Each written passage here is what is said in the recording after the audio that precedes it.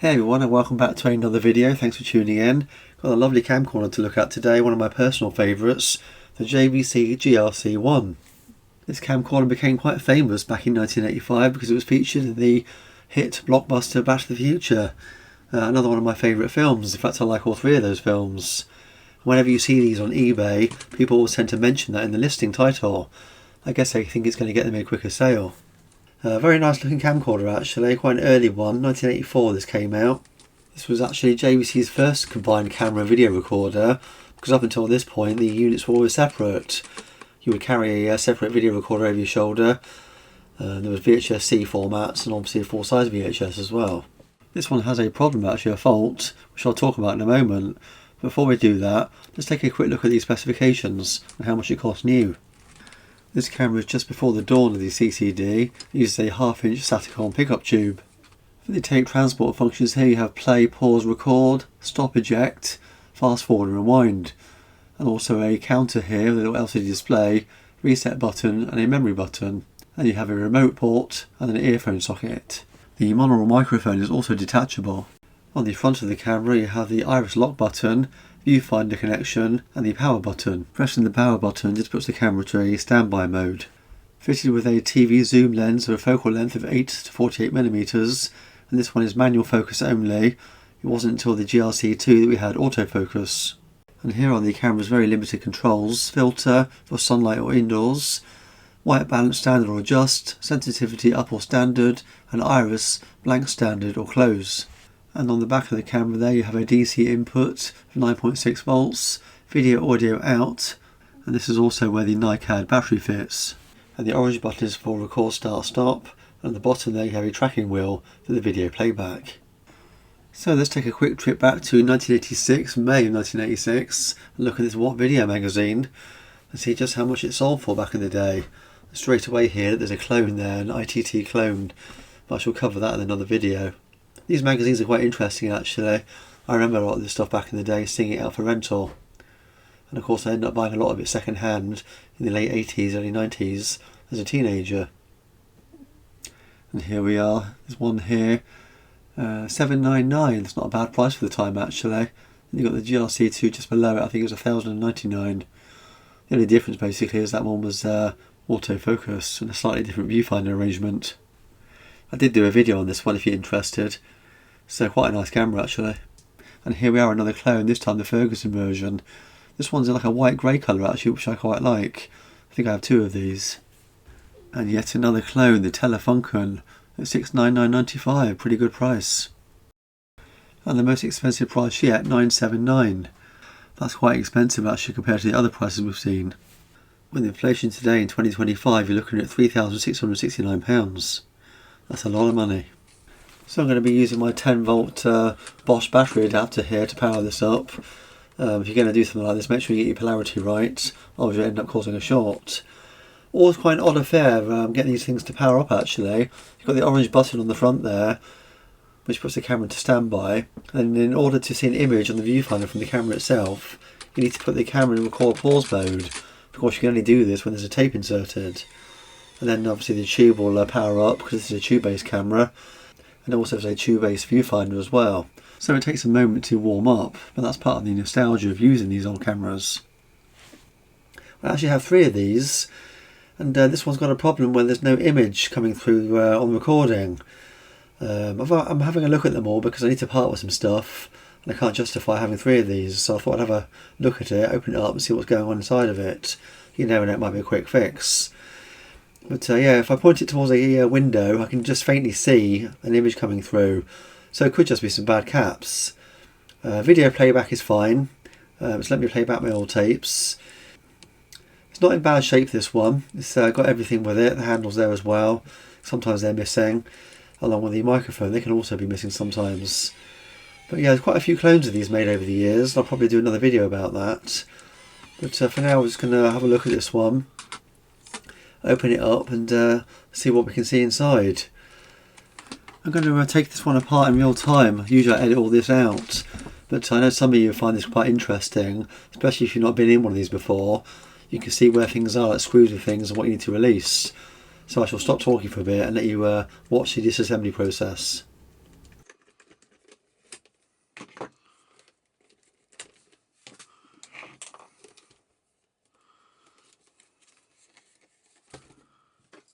I almost forgot you need to have the eject door open in order to get to the screws to release it, otherwise you won't be able to get the side of the casing off. And of course it needs power to do that.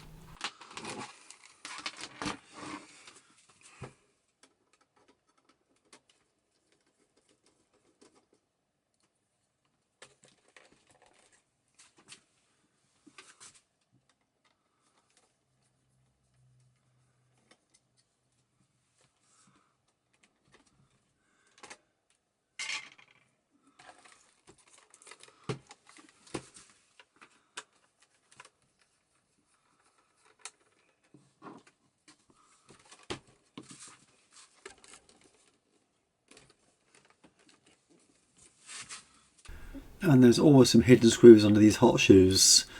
Sometimes you can wonder exactly what's holding the thing together, but sliding that cover back reveals it usually at least 2 screws, but in this case we've got 4. Sometimes you only need to undo 2 screws to the side you want to remove. I think in this case I ended up removing all 4.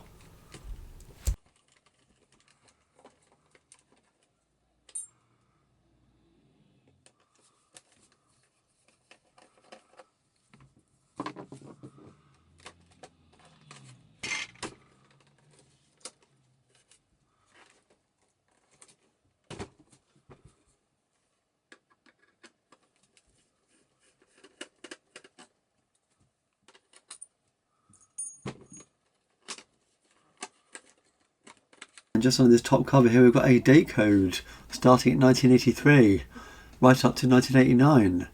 I know this camera was sold for quite a few years, but I had no idea it was that early on until that late. This one's pointing at 1987. Some gadgets back in the day were really popular, and obviously they worked really well, so they kept them going for quite a long time, and they were very popular in the rental market.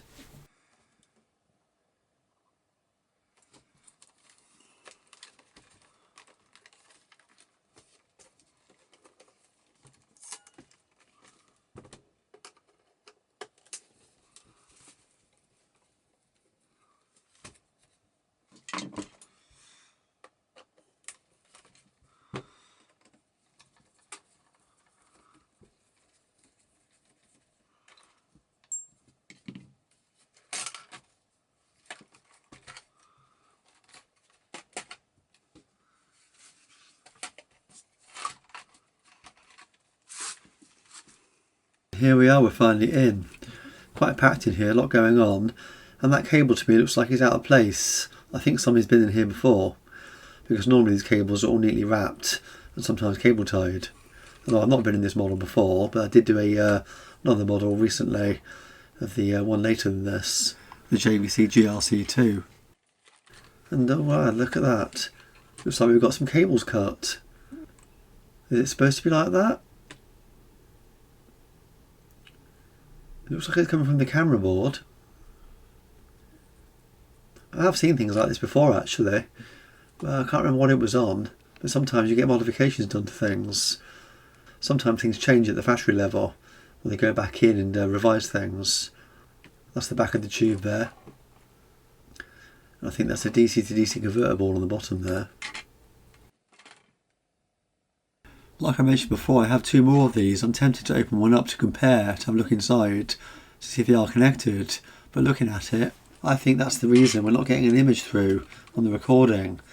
So it could just be a simple case of reconnecting those 2 cables and see what happens.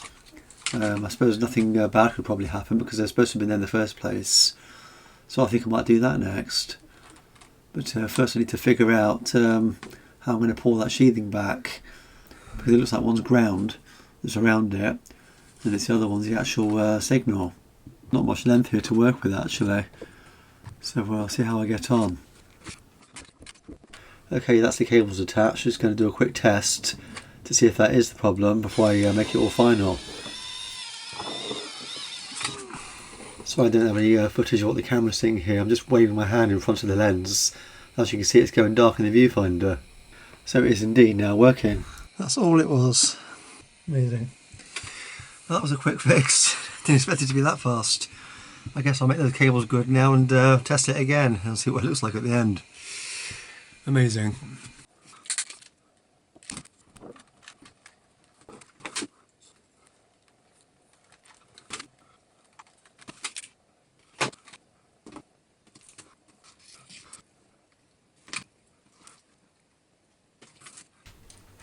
and that's the cables there, all tucked away neatly.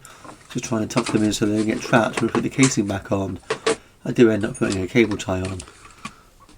And here's the end result, all tucked away neatly. Now it's time to reassemble. And here's the date stamp on the case itself. This one also says 83 to 89 as well. I think my example here is a later model because the serial number is quite high. Well, there you go, it's all up and running. I've actually since sold that camera, so I couldn't film the ending with it, but not wanting to leave it empty-handed to see what the video quality looks like. I've set my other JVC GR-C1 up, although I must say I'm a little bit disappointed with this one actually. This one doesn't seem as good as the other one looked. The colours are slightly off, there's a bit of a yellow tinge to it, or green tinge. I have messed around with the white balance on the side, used a white card to try and set it up. But this is the best I've got on it so far, and looks a little bit of a soft picture as well. Though these are quite hard to set up, obviously with the focusing, so I have to do it all myself, with it being manual focus. But yeah, this is what it looks like basically. So this is what footage looked like back in 1984. They probably looked a little bit better than this at the time. Seems to be a little bit of a purple haze over this as well, looking at it. I bet you could do with a cap change and some of the areas on the boards. Maybe I'll do that in another video. Yeah, looking back in hindsight, editing this video, those wires that were cut, I'm wondering if it would belong to like the police or something like that, or school or college, and they just want to use it for playback, so they disable the camera feature of the camcorder itself. I have seen that done before actually on more recent camcorders, where the microphone gets detached, and they just want to use it for surveillance without a microphone. But yeah, in this case obviously they disable the camera. But obviously I got it working again, and I was very lucky. It's not very often I get a repair that's that quick. It almost ended up not being a video at all actually, but I thought, you know what, I'll turn it into a quick video, because I'm sure somebody out there will find it quite interesting. And of course you get to see the inside of the camera as well, and a little bit of information here from some of my old What Video magazines from back in the day. Like I said in the video, I will make another video about this camera actually, and all of its clones that were available back in the day. Because I think that'd be quite an interesting video. I'll have a look at some of those, and maybe I'll open one up, or even this one, see if we can get the picture quality looking any better. Well, I guess that just about brings me to the end of another video. As always, thanks for watching, and until the next video, I'll be seeing you. And if you did enjoy watching this video, you may want to take a look at some of my other videos on similar themes. I'm always buying something on eBay, some old piece of technology, and trying to repair it. And as always, don't forget to like, subscribe and share. Thanks for watching.